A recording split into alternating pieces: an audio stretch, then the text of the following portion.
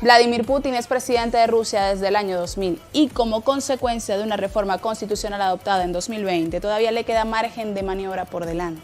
Se estima que pudiera, de ser reelecto, permanecer en el Kremlin hasta 2036 y para entonces tendría aproximadamente la misma edad que hoy tiene el presidente de Estados Unidos, Joe Biden. En esta oportunidad, Putin concurre como candidato independiente para un quinto mandato, pero ha recibido el apoyo del partido del Kremlin, Rusia Unida, uno que tiene la mayoría en ambas cámaras del Parlamento ruso. En esta reelección, tanto la prensa afín como la contraria a Putin, unos más agresivos que otros, reconocen que la gestión del presidente es aprobada por el 80% de los rusos y que según las encuestas oficiales Putin debería ganar las elecciones con más votos que en 2018. Parte de las razones puertas adentro nos la va a resumir no un ruso, ni un chino, ni un iraní, tampoco un venezolano, sino un comentarista político conservador estadounidense que trabajó para la cadena conservadora Fox News desde 2009 hasta su partida en 2023, y a quien hoy Wikipedia lo presenta como una figura que ha causado controversia por promover teorías de conspiración de extrema derecha en múltiples ocasiones en Estados Unidos.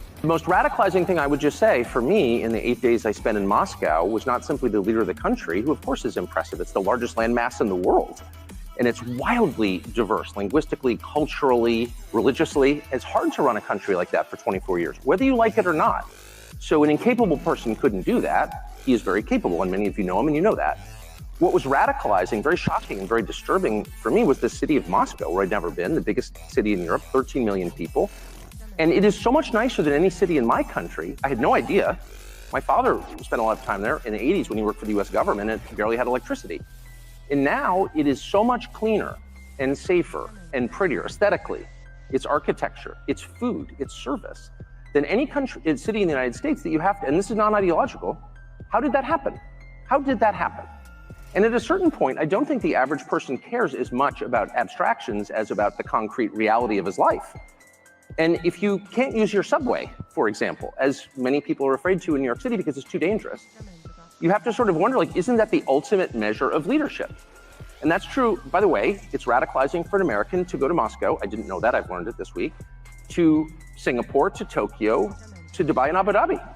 Because these cities, no matter how we're told they're run and on what principles they're run, are wonderful places to live. That don't have rampant inflation, where you're not going to get...